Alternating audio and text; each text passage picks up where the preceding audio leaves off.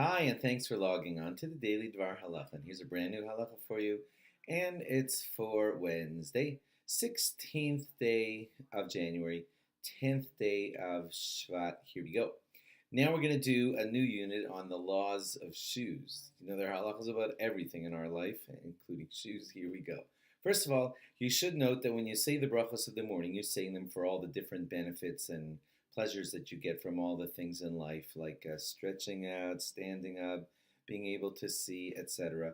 Well, when you say the bracha of Sha'asali Kal Tsarki, God has made for me all of my needs, we are referring specifically to shoes. You should just note that. I think a lot of people don't realize that your shoes should be on by the time you say that bracha, so that you could say, I have the pleasure of wearing my shoes. Blessed is God who gives me all of my needs, which means my shoes. You cannot really walk properly outdoors without your shoes. And step on things would get hurt. So it's of primary importance and should not be ignored amongst the many wonderful benefits that you have each day. That's why we say the bracha on shoes, She'asali Kal Tsarki.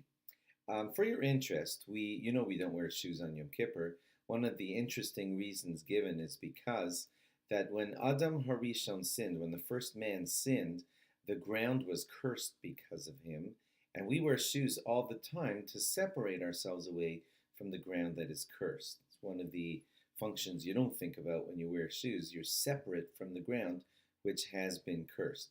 On Yom Kippur, we are so holy that it's like the ground that we're standing on is even sanctified, and therefore we don't wear regular shoes on the day of Yom Kippur. That would also explain why Moshe didn't wear shoes when he approached the burning bush, because it was such holy ground. Also, you may or may not know, Kohanim, the Kohanes in the temple, didn't wear shoes, and their feet were like right on the holy spot.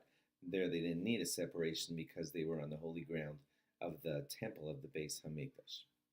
It's famous, and most of you probably know, that when you put on your shoes in the morning, you should put on your right shoe first, not tie it, then put on your left shoe, and then tie your left shoe, and then tie your right shoe. We put on the right shoe first because we give prominence to the right side. We tie the left shoe first because we're going to tie our tefillin soon, and in deference to that great mitzvah, we also wait to tie our left shoe first. So you're probably wondering, okay, what about lefties who tie their tefillin on their right arm? Well, because tefillin are generally worn on the left arm, a lot of rabbis, like the Mishnah Berurah, say that we lefties also do the custom the same way. Right shoe first, then left shoe, tie the left, then tie the right. Not all rabbis agree, but I think the majority of rabbis are saying that a lefty should do the same thing as a righty when putting on his shoes. What about ladies? Ladies don't put on tefillin, so do they have to do that business with tying the left shoe first? So more commonly, most of the rabbis say that ladies can put on the right shoe first and then tie the right shoe, then put on the left shoe, then tie the left shoe. More halachas about shoes to follow. Also, some special halachas about Shabbos Shira in the next day or two, and also some halachas about Tu B'Shvat, which is coming up on Monday. Thanks for logging on. Log on again tomorrow for more. Bye-bye.